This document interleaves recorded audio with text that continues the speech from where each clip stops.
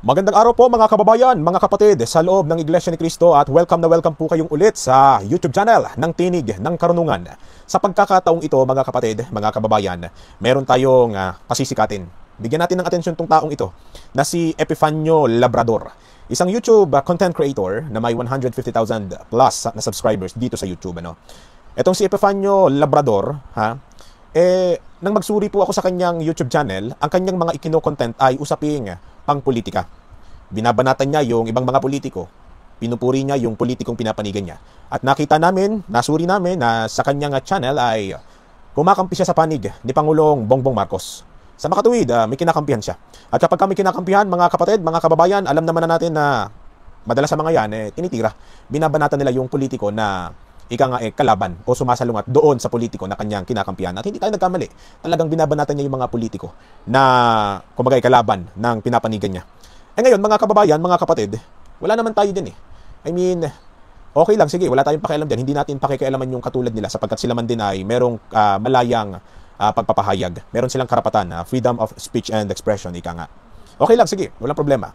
Nga lang, yung freedom of speech and expression, meron po siyang limitasyon. Walang problema kung magpahayag ka. Walang problema doon. Nga lang, meron din naman tayong mga batas sa Pilipinas na kapag sumobra ka na sa pagpapahayag ng mga hinaing mo, sa loobin mo, dapat responsable kang harapin yung mga nakaatang na parusa dito sa Pilipinas batay sa batas na ipinapatupad po dito. Bakit ko nga ba nabanggit yan? Kasi itong si Epifanio, parang sumobra na Parang sumobra na. Nagpahayag siya ng kanyang saloobin. Ang sisti nga lang, binanatan niya ang kapatiran natin sa Iglesia ni Cristo. Minura niya, ininsulto niya, niyurakan niya maging ang pagkatao ng kapatid na Eduardo Manalo, ang ating tagapamahalang pangkalahatan.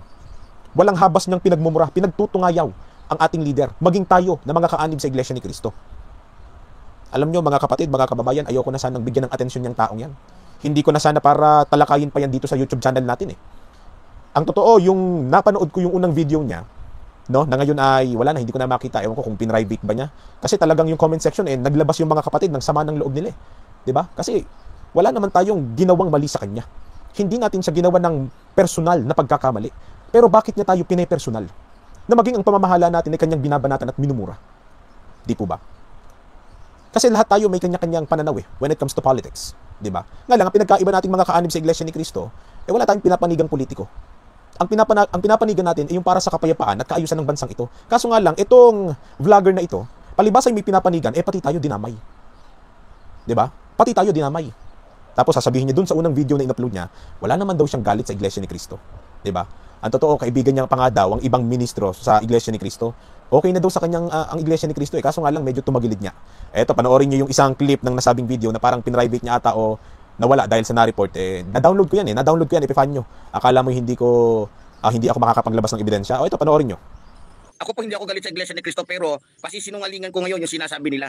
Ayoko sana magsalita sa Iglesia ni Cristo kasi kaibigan ko nga yung ibang ministro dyan. Pero sa puntong ito, wala akong pakialam kung magagalit man kayo sa akin, kayong mga taga-Iglesia ni Cristo.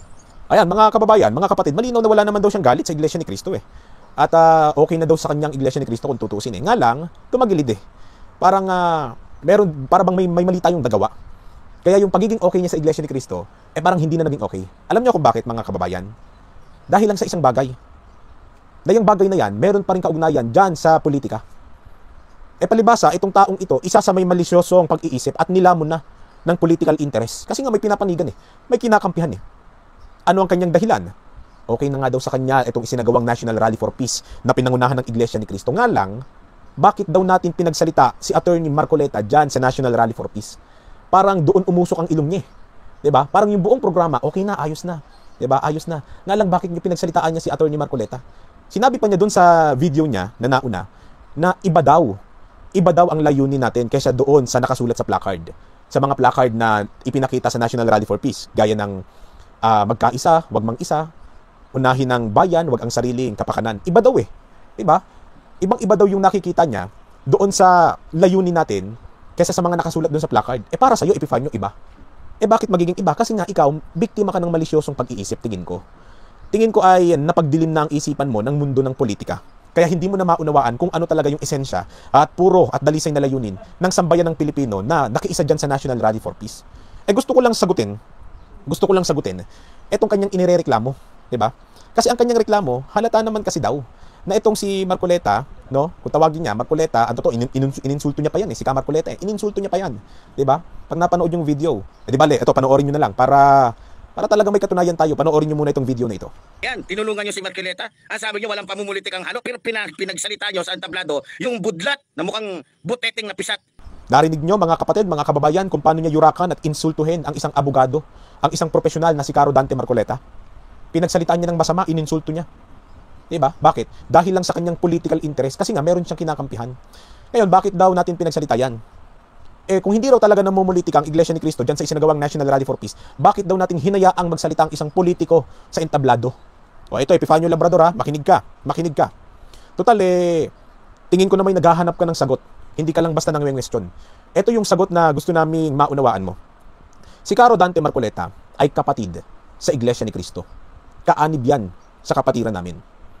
Ikalawa, nagsalita siya sa entablado hindi bilang isang politiko, kundi bilang isang attorney. Bakit siya hinayaang magsalita doon sa entablado bilang isang attorney? Sapagkat siya ay may kaalaman sa batas. At yung esensya, yung adhikain at layunin ng National Rally for Peace ay upang ipaunawa, partikular yung programa na yun, partikular yung bahagi na yun ng rally na kung saan pinagsalita nga siya, yung bahagi na yun ay upang mas ipaunawa sa sambayan ng Pilipino kung bakit tayo nagsasagawa o kung bakit kami nagsagawa ng National Rally for Peace. Ano ang ipinaliwanag doon ni Attorney Marcoleta? Yung tungkol sa batas ng impeachment complaint. Ano yung tungkol sa batas ng impeachment complaint? Yung proseso nun. Ang totoo, Epifanio, baka hindi mo pa napanood yung isang interview ni Ka Marcoleta, meron siyang sinabi na hindi naman siya tutol sa impeachment complaint sapagkat yan ay nasa saligang batas. Hindi kami tutol din dyan. Sa loob ng Iglesia ni Cristo, kaming mga nasa kapatiran, wala kaming tutol kung mag-i-impeach. Ang totoo, meron nang na-impeach sa kasaysayan ng ating bansa ng mga politiko. Ang isa pa nga doon ay Pangulo pa. Nangialam ba kami? Di ba? May narinig ba kayo sa amin? Ang amin, Epifanio, at lalong-lalo na sa mga kababayan namin na kahit papano ay gusto pa rin makaunawa, nasa saligang batas ang impeachment complaint. Wala kaming tutol dyan. Sige, gawin nyo yan. Nga lang, wala na sa panahon. Paano wala na sa panahon? Aagawin lang yan ang atensyon. Aagawin lang yan ang oras at panahon ng ating mga mambabatas para sana'y unahin ang mas lalong malala na mga krisis at problema ng ating bansa. Kakapasok lang ng impormasyon sa amin kahapon o nung nakaraang araw. Alam nyo ba na sa loob ng 8 araw, baka hindi ninyo napapansin, lalo na kayong mga may malisyosong isipan, sa loob ng 8 araw, mahigit sa 5 o baka nasa 8 na rin, yung mga kababaihan natin na nabiktima ng pang-aabuso, nabiktima ng pangmomolestya, ng sexual assault, ng rape. At ang karamihan sa mga yan, minor de edad. May 4 na taong gulang, 4 years old. Ang isa doon, ang isa 6 years old. Ang isa ginang pa, matanda na. Yan yung sinasabi namin na napakaraming problema ng bansa. Ang kamatis nung nakaraan, ang presyo niyan 20 hanggang 30 pesos ang isang piraso. Bakit pa uunahin ng impeachment complaint? Lalo na nang sinabi nga na yung impeachment complaint na yan isinulong lang para sa sariling kapakanan ng isang bahagi ng grupo ng mga politiko. Bakit nila inuuna na usigin ang isang tao na hindi sumasang-ayon sa proseso ng batas kaysa sa unahin na iproseso ang problema ng bansa? Epifanio Labrador, uulitin ko, nagsalita dyan si Caro Dante Marcoleta hindi bilang isang politiko. Anong katunayan? Nangampanya ba si Caro Dante Marcoleta doon sa entablado? Sinabi ba niya doon na, o kayo mga kababayan, ako si Rodante Marcoleta, iboto ninyo para sa Senado? Meron ba siyang sinabing ganun? Kung meron, Epifanio Labrador, kung meron, magpakita ka ng isang video na nangampanya doon si Ka Marcoleta. Kapag ka meron kang naipakita, shutdown ko itong channel na to. I-delete ko itong YouTube channel ng Tinig ng Karunungan. Pag meron kang napakita. Pero kung wala kang maipakita, shutdown mo yung channel mo. Hihingi ka muna ng public apology sa kapatiran ng Iglesia ni Cristo, maging sa aming namamahala ang kapatid na Eduardo Manalo. Yung public apology na yan, ipopost mo yan hanggang sa makarating sa lahat ng kapatid at lalong-lalo na sa aming leader. At pagka nakaabot na, dun mo lang isa-shutdown yung YouTube channel mo. May maipakita ka lang na isang ebidensya na nangampanya si Ka Marcoleta. Sige, didelete ko channel ko. Bakit malakas ako maghamon? Sapagkat hindi nangampanya ang sino mang politiko doon. Oo, may ilang mga senador ang pumunta doon. Katulad nila Senador Robin Padilla, sila Bongo, sila Bato, sila Moca Uso, nandun din. Si Isko, andun din. Pero alam mo ang bilin sa kanila, Epifanio, hindi sila pwedeng umakyat sa entablado sapagkat sila nga ay mga politiko, lalong-lalo na kung sila ay mga ngampanya. At kung umakyat nga doon si Caro Dante Marcoleta, siya'y may karapatan sapagkat siya'y kapatid at the same time bilang isang attorney at hindi bilang isang politiko na kumakandidato o nangangampanya. Umakyat siya doon sapagkat siya ay isang abogadong may karapatang magpaliwanag sa due process when it comes to impeachment complaint. Bagay na hindi mo nauunawaan sapagkat meron kang pinapanigan. At dahil dyan sa pinapanigan mo, dahil dyan sa malisyoso mong pag-iisip, minura mo ang mga Iglesia ni Cristo, pati ang aming namamahala, minura mo. Sana Epifanio Labrador matauhan ka. Sapagkat nasa Biblia. Sapagkat nasa Biblia. Yung pagtutungayaw na yan ay masama at sa dyablo. Tapos, kung makapagsabi ka dito sa recent video mo tungkol sa aming mga Iglesia ni Cristo at sa aming pamamahala, na kesyo kami ay Iglesia ni Manalo, kami ay kulto at kami ay sa dyablo sapagkat kami ay kesyo pumapanig at nagtatanggol ng isang magnanakaw, ba't di mo siyasatin yung sarili mo? Ipinagtatanggol mo ba talaga ang tama at dapat? O baka dahil sa meron ka lang pinapanigan at gusto mong manaig yung gusto mo para doon sa politikong kinakampihan mo. Kasi kung talagang kakampi ka ng katwiran, bakit ka nang yuyurak? Bakit ka nagtutungayaw? Alam mo bang sa Biblia, ang mapagtungayaw ay sa dyablo? Ngayon, binibintang mo sa amin na kami kakampi ng magnanakaw, na kami tagapagtanggol ng magnanakaw, at tumanggapaan niya kami ng bilyon-bilyong piso.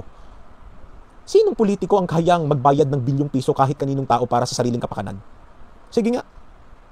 Baka hindi mo pa nakikita yaang mga naglalakihang infrastructure and projects ng Iglesia ni Cristo. Yan Philippine Arena. Nagawa ba yan ng gobyerno natin? Nagawa ba yan ng isang politiko? Philippine Arena that cost 9.4 billion pesos? Tapos sasabihin mo, babayaran lang kami? At yung Philippine Arena yan, yung budget dyan, panahon pa noon ng namahala ng dating tagapamahalang pangkalahatan, kapatid na Iranyo Manalo, sapagkat yung Philippine Arena yan, nakita na nila yan at panukala na nila yan, na gusto nga nilang sa isang napakalaking venue, matipon doon ang mga kaanib sa Iglesia ni Cristo. Tapos sasabihin mo, binayaran kami ng bilyon at ipagtanggol ang mga magnanakaw? Ang aming statement, wala kaming tutol sa impeachment complaint, sapagkat yan nga ay nasa saligang batas. Pero kung yung impeachment complaint aagaw sa atensyon at panahon at oras ng mga mambabatas na ang dapat unahin para sa kapakanan ng bansang ito, yun ang tutol namin. Unahin kaming mga mamamayan, sapagkat karapatan din namin yun. Sasabihin mo pa, relihiyon kami. Bakit kami nangingialam dyan? Itanong mo yan. Itanong mo rin yan.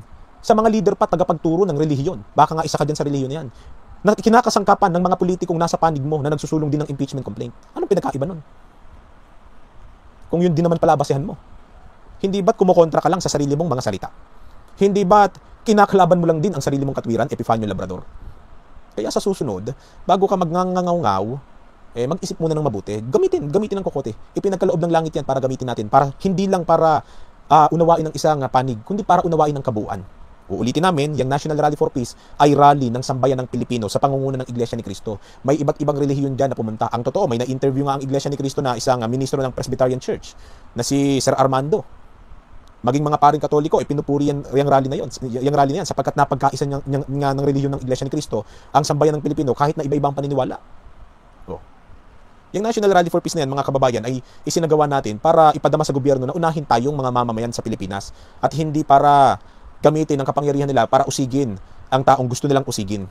'Di ba? Unahin tayo, wag yung sarili nilang kapakanan. Kaya nga 'di ba, ang sabi sa placard natin, ang isa sa sabi doon ay unahin ang bayan o mamamayan, wag ang sariling kapakanan. Bayan muna. 'Di ba?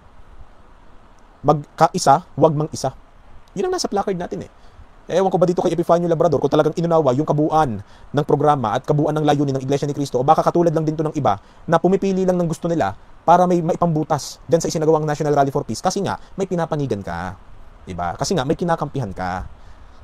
Ang totoo, yung ginawa mo Epifanio Labrador, may kaso dun eh, diba? May kaso dun, maaari kang maharap sa kaukulang parusa ng batas ng Pilipinas eh.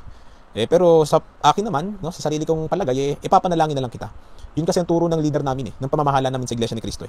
Ipanalangin ng mga kumakaaway, 'di ba? Sapagkat hindi nila alam ang kanilang mga ginagawa, 'di ba? Ipagpasa Diyos na lang namin na sana makaunawa ka sa gusto naming ipahayag, sa gusto naming iparating, hindi lang ng Iglesia ni Cristo kundi ng kabuuan ng Pilipino. Kasi ikaw Epifanio, pinapalabas mo na marami kayo diyan sa panig mo na parang buong bansa hawak ninyo na buong Pilipino ang gusto matanggal 'yan, ma-impeach 'yan. Wag mo naman idamay yung ibang Pilipino na ang gusto kapayapaan lang. Wag mo naman sanang gamitin yung pagiging influencer mo para hikayatin o mangmanipula ng mga tao para sabihin malaki kayo, 'di ba? Wag naman sanang ganoon. sana ang unahin natin yung kapakanan at kapayapaan, yung kaayusan, yun ang isulong natin bilang mga influencers at content creator, Epifanio. Tayo naman may kanya-kanya tayong katwiran sa sarili. Pero sana yung katwiran natin, yung pangkabuuan at wag yung pang kinakampihan lang. Ano? Ako may kinakampihan ako. Anong kinakampihan ko? Yung kapayapaan. Sinong kinakampihan ko? Yung mga tao na nagsusulong ng kaayusan para sa bansang ito at para sa mamamayang Pilipino. Epifanio ha, kung gusto mong kagatin yung hamon ko sa'yo tungkol dyan sa ebidensya kung nangampanya ba doon si Camarcoleta, na kapag kami naipakita ka, sige, i-delete ko, i-shutdown ko yung channel ko, at kapag wala ka naipakita, magpa-public apology ka. At ikaw naman ang mag-shutdown ng channel mo, hihintayin ko kung sasagot ka. At kapag sumagot ka, welcome na welcome po yan. Pag-uusapan natin yan, Epifanio. Ayun lang naman, yun lang naman ang saloobin ko, Epifanio. At mga kapatid, ito naman, sa mga kapatid ko, sa Iglesia ni Cristo, hindi naman na bagong bagay sa atin ng ganitong tao Talagang noon pa man, sa panahon pa lang ng kapatid na Felix Manalo, meron ng mga nang-uusig. Ang totoo, sa panahon pa lang ni Cristo, di ba? Ang sabi nga kasi, kapag ka nagsasabi ka ng katotohanan, sabi ng Biblia, talagang pag-uusigin ka. Aalimurain ka kasi nagsasabi ka ng totoo at mabuti yung layunin natin ano ba yung katotohanan ng sinabi natin sa pamamagitan ng National Rally for Peace? Ang Panginoong Diyos ay Diyos ng kapayapaan at kaayusan at ayaw niya ng kaguluhan. Hindi ba't biblical yun? Kaya ngayon, tingnan nyo, nakakaranas tayo ng pang-uusig. Sa katulad ni Epifanio, natutuwa pa kami kasi kami pinag-uusig ninyo. Lalo lang napapatunayan na ang Iglesia ni Cristo ay nasa katotohanan at katuwiran at talagang tama ang ipinaglalaban namin. Diba? Na talagang ang Diyos ay sumasa amin. Bakit? Sabi ko nga, kanino ba ang mga taong nagtutungayaw o palamura? Ikaw na sumagot niyan, 'di ba? Basta yung doon sa sentidong 'yon, napatunayan ko na talagang ang pinaglalaban ng Iglesia ni Cristo sa Diyos, no?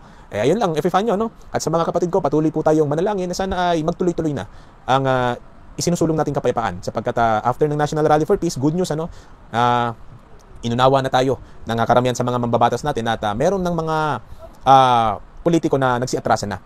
Halimbawa na nga dyan ay si Congressman Abante, na isa sa mga nagsusulong ng impeachment complaint, pero ngayon ay umatras na si Abante. Ayun lang po mga kababayan, mga kapatid sa Iglesia ni Cristo, maraming salamat po. Hanggang sa muli po, paalam.